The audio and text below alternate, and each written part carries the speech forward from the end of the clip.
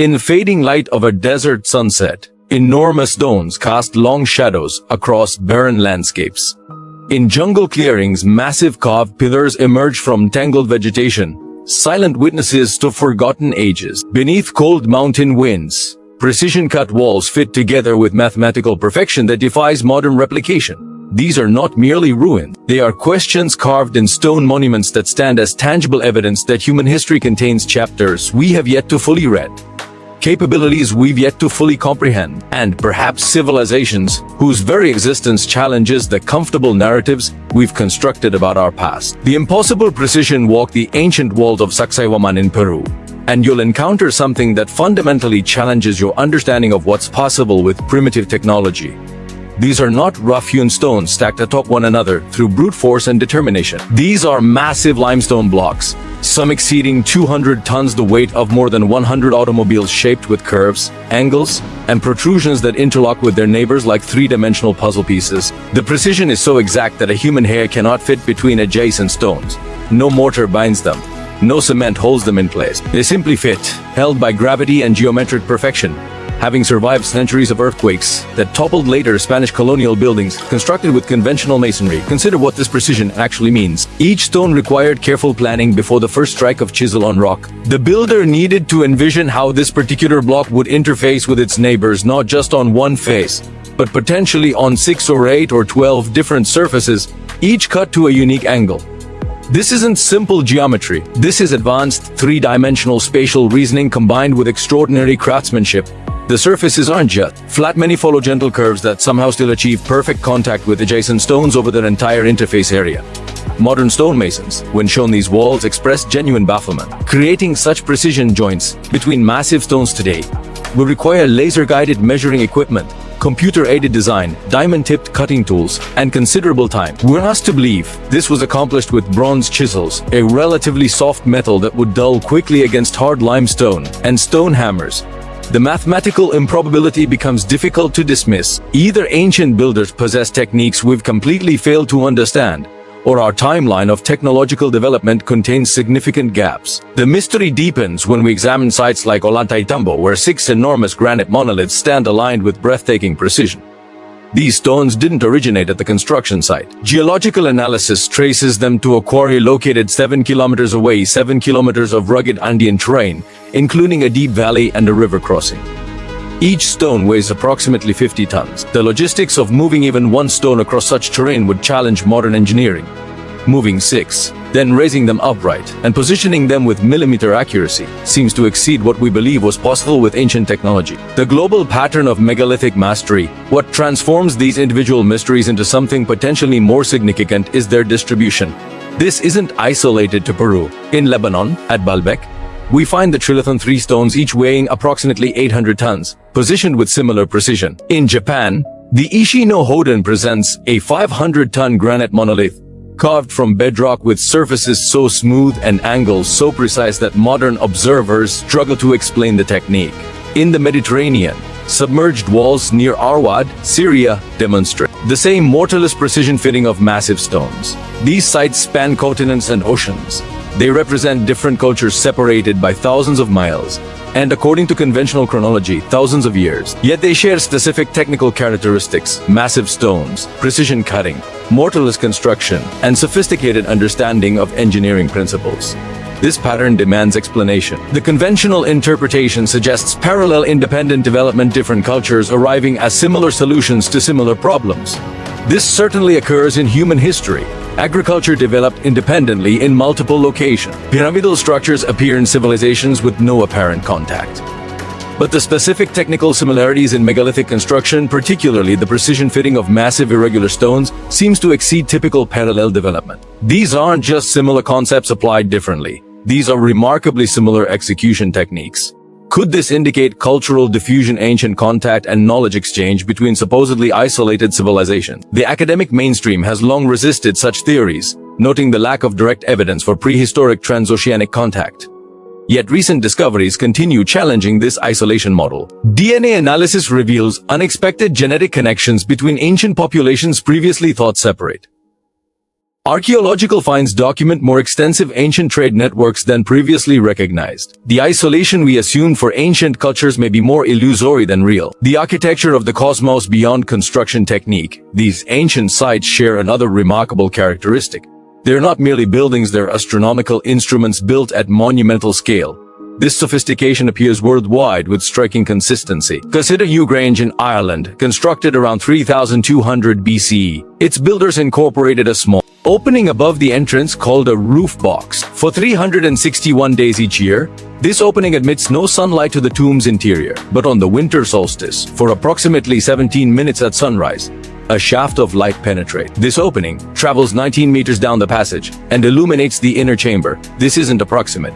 This isn't close enough. This is precision alignment requiring sophisticated understanding of solar mechanics, exact geographic position, and mathematical calculation of angles to ensure the effect occurs only on that specific day. The engineering challenge becomes clear when we recognize that achieving this alignment required compensating for the Earth's axial precession, accounting for local topography, calculating the precise angle of the rising sun at that latitude on that specific date, and positioning a structure to capture that moment.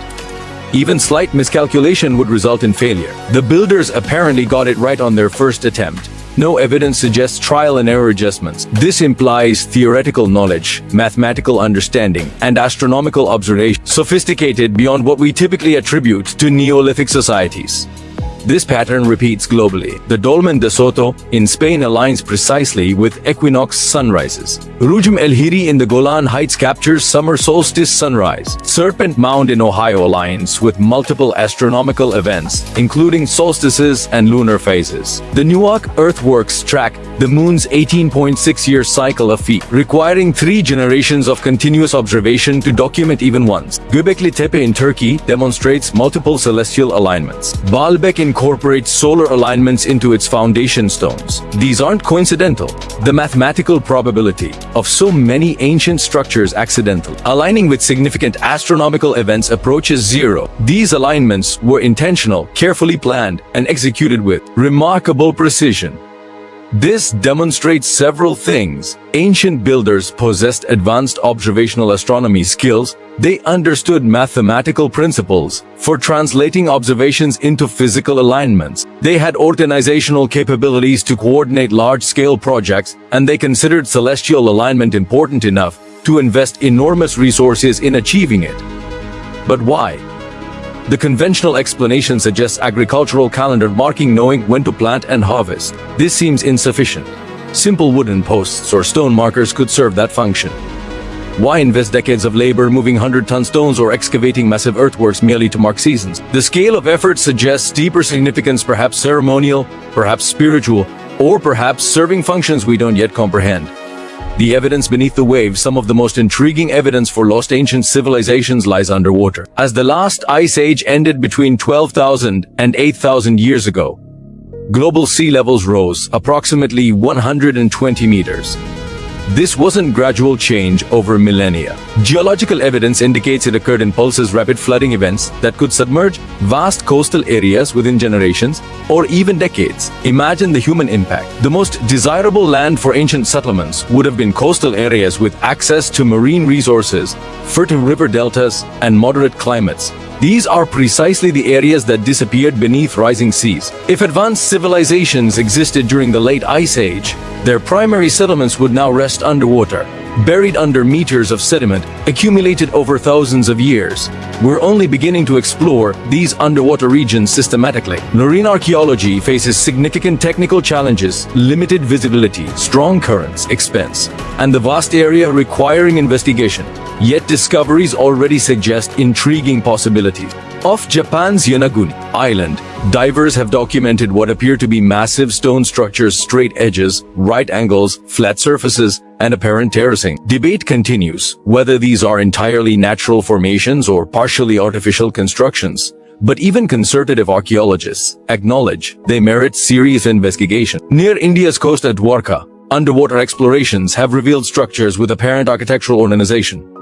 At Arwad, Syria, megalithic walls rest underwater, clearly constructed when sea levels were lower. Similar submerged structures have been reported off Cuba, in the Mediterranean, and along various coastlines worldwide. These underwater sites suggest a sobering possibility. Much of humanity's ancient history may be literally underwater, inaccessible to conventional archaeology. We've built our understanding of ancient civilizations from sites that survived primarily inland areas or elevated locations. But if the most advanced ancient settlements were coastal, we've been missing the most important evidence, studying the periphery, while the centers remain submerged and unexplored. The universal flood memory.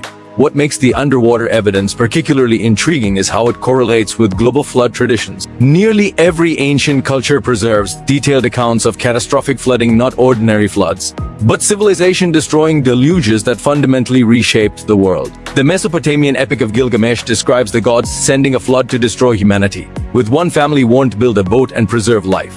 The biblical account of Noah follows remarkably similar narrative structure. Ancient Chinese texts describe devastating floods that reshaped landscapes. Hindu texts recount Manu being warned of coming floods and preserving humanity. Greek mythology includes the story of Deucalion's flood. The Hopi of North America describe waters sweeping away a corrupt world. Aboriginal Australians preserve detailed accounts of seas rising to divide territories. The Maya, the Inca, cultures throughout Polynesia all maintain flood traditions. These aren't vague similarities. Many share specific narrative elements. Warning given to a worthy individual, boat or ark constructed, animals preserved, landing on a mountain, renewal of civilization. The consistency across cultures separated by vast distances and lacking apparent contact demands explanation. Scholars have proposed various interpretations. Some suggest these stories represent cultural memory of the Ice Age sea level rise, actual historical events transmitted through oral tradition across hundreds of generations. Others propose that flooding is such a universal human experience that similar myths emerge independently. Still others note that many traditions, including biblical chronology, place their great flood much later, around 2300 BCE, suggesting a different catastrophic event. Recent geological discoveries add credibility to catastrophic flood scenarios. Evidence for massive sudden flooding events includes the Younger Dryas period around 10,800 BCE, when climate abruptly cooled, then rapidly warmed, potentially triggering massive meltwater releases. The Black Sea Deluge hypothesis suggests the Mediterranean broke through into a freshwater lake around 5,600 BCE, rapidly creating the Black Sea and flooding extensive settlements. Underwater archaeologists have found potential evidence of pre-flood occupation around the Black Sea basin. The mystery of lost techniques beyond the question of who built these structures lies the equally puzzling question of how. Some ancient techniques seem to have been completely lost, with no clear explanation for their disappearance. The Longyu caves in China present a particularly baffling example. These enormous underground chambers, some large as cathedrals, were excavated directly from solid siltstone bedrock. The work required removing approximately 36,000 cubic meters of rock. The walls display precise, uniform, parallel grooves indicating systematic, controlled excavation. The spaces demonstrate sophisticated understanding of structural engineering, with pillars and ceiling designs that have remained stable for thousands of years. Yet we have no archaeological evidence explaining how this was accomplished. No tools have been found. No debris piles exist nearby. Where did 36,000 cubic meters of excavated rock go? Most puzzling, no soot residue marks the walls or ceilings. Any conventional light source, torches, oil lamps, candles would leave distinctive carbon deposits. Their absence raises an unsettling question. How did workers see to excavate these vast dark chambers?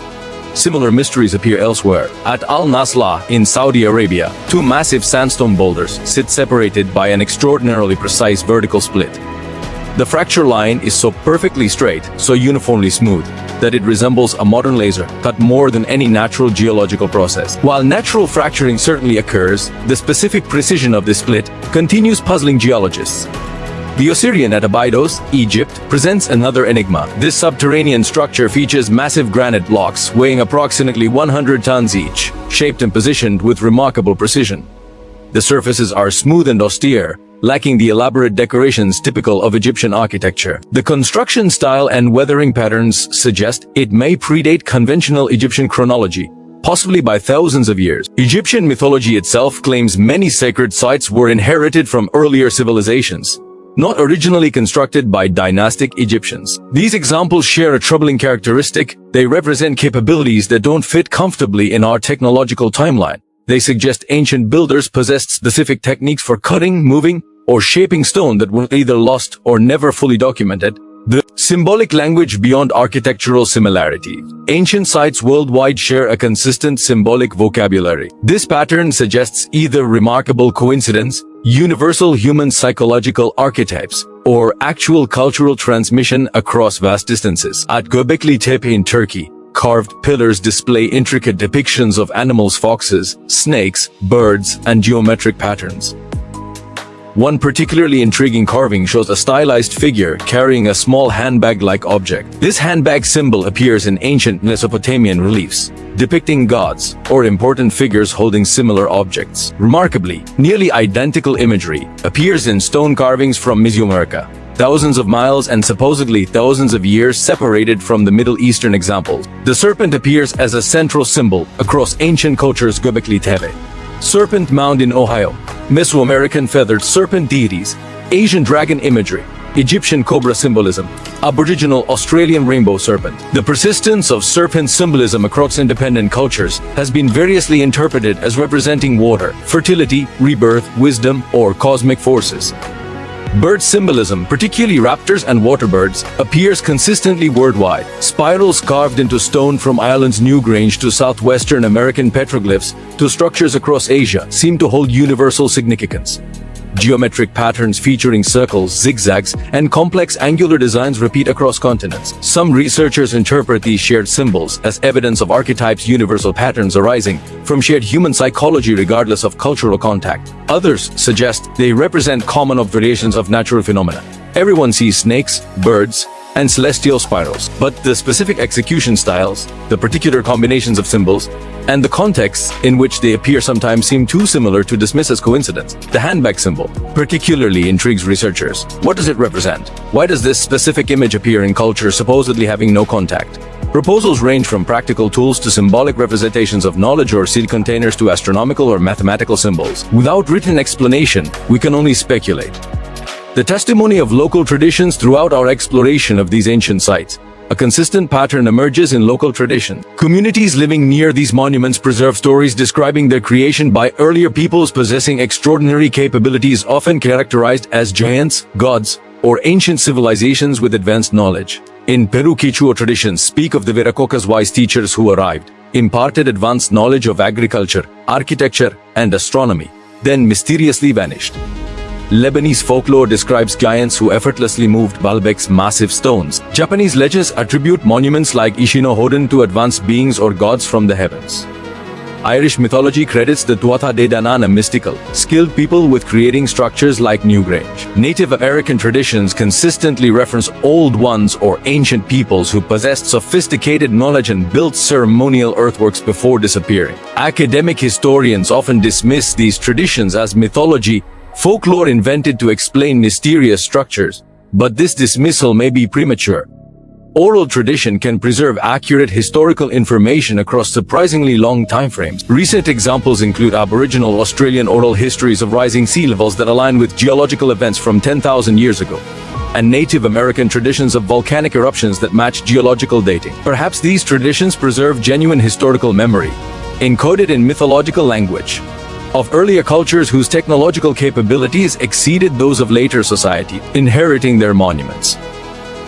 The characterization of builders as giants might represent metaphorical understanding. They were giants in capability, not necessarily physical stature. The description of gods or advanced beings might simply reflect how a less technologically sophisticated culture would interpret encountering more advanced engineering and astronomical knowledge. The consistent theme of sudden disappearance, often linked to catastrophic floods, correlates intriguingly with geological evidence of rapid sea level rise and climate change at the end of the Ice Age. Could these traditions represent cultural memory of actual historical events, advanced coastal civilizations disrupted by flooding, forcing survivors to migrate inland and integrate with other populations, carrying fragments of their knowledge that eventually became mythologized? The evidence from Earth and Sky, North America's ancient earthworks, deserve special attention as they demonstrate sophisticated astronomical knowledge, combined with impressive engineering achievements, often overlooked because they were constructed from soil rather than stone. Ohio's Serpent Mound extends over 400 meters, precisely aligned with summer solstice sunset and various lunar phases. This accuracy required systematic astronomical observation over extended periods. Cahokia, near modern St. Louis, once housed tens of thousands of people, and featured Monk's Mound covering 14 acres and rising 30 meters. The entire city layout aligned with astronomical events, functioning as a massive ceremonial and observational complex. Newark Earthworks represents perhaps the most sophisticated achievement. This complex originally covered 4 square miles with geometrically precise circles, octagons, and connecting pathways. Specific alignments tracked the moon's 18.6-year cycle with remarkable accuracy. Understanding this cycle requires continuous observation spanning at least one complete cycle, nearly 2 decades, and preferably multiple cycles to verify patterns.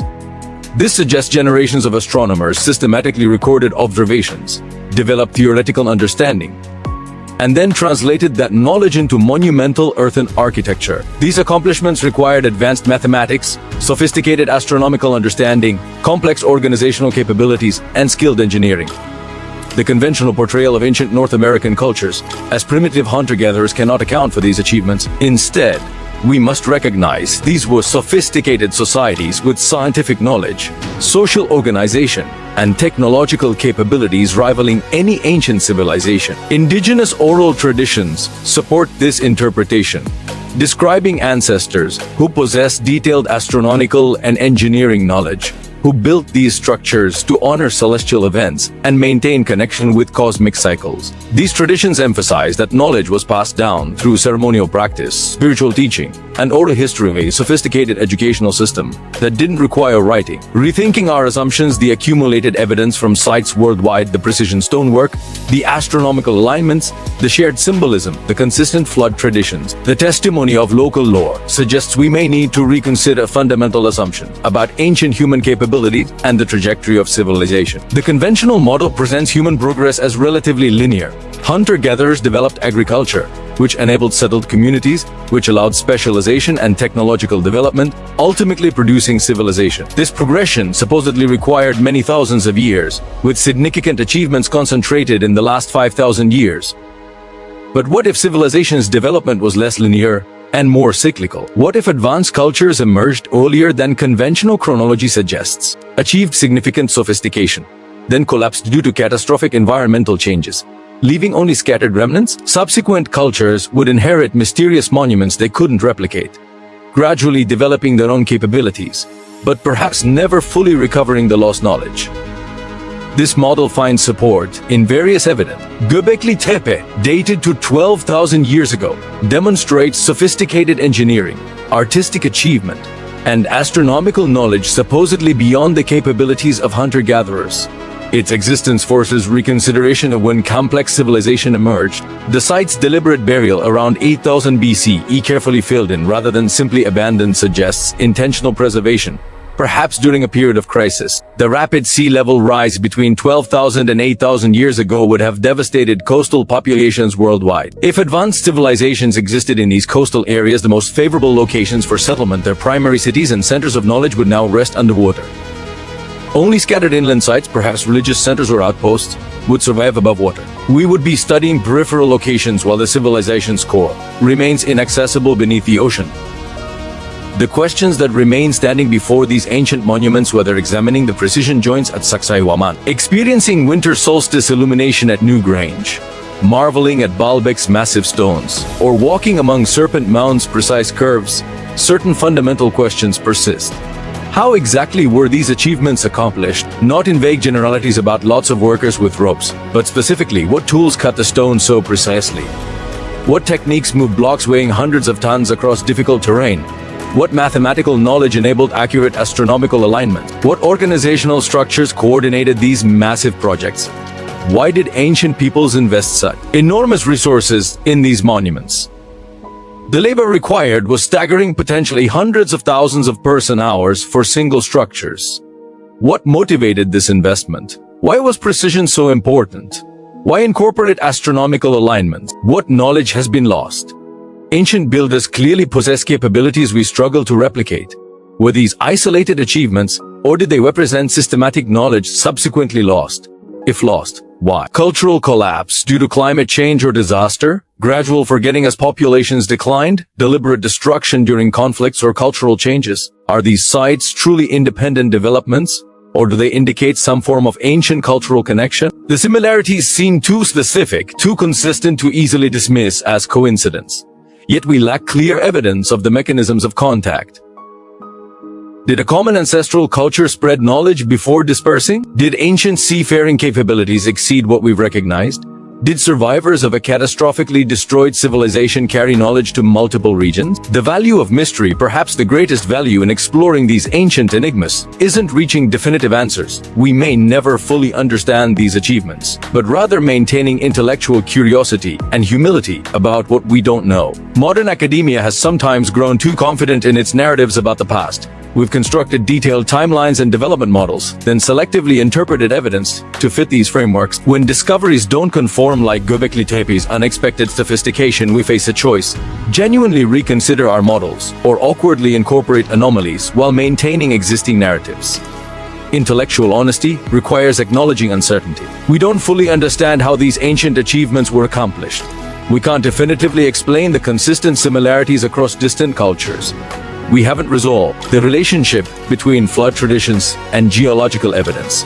These aren't failings, they're opportunities for continued investigation and discovery. The ancient megalithic monuments standing across our planet represent something profound about human nature: our drive to create, our need to understand our relationship with the cosmos, our desire to leave lasting achievements that transcend individual mortality. The builders succeeded beyond imagination. Thousands of years after their deaths, their works inspire awe, provoke questions, and connect us across vast temporal distances. These monuments are not merely archaeological artifacts. They are messages in stone, encoded communications from ancestors whose full capabilities we're still discovering. They challenge our assumptions, expand our understanding, and remind us that human history contains more mystery, more sophistication, and more achievement than we typically recognize. The questions carved in these ancient stones remain unanswered, but asking them seriously, rigorously, with both skepticism and openness enriches our understanding of humanity's past and our place in the vast sweep of history. These monuments invite us to wonder, to question, to imagine, and to recognize that the most fascinating aspects of our shared past may still await discovery beneath the earth, under the waves, or hidden in plain sight in structures we think we understand. In the end, these ancient megaliths offer not answers but invitations to explore, to question, to remain curious about our mysterious past and the ancestors who, against odds we can barely comprehend, carved their achievements into enduring stone.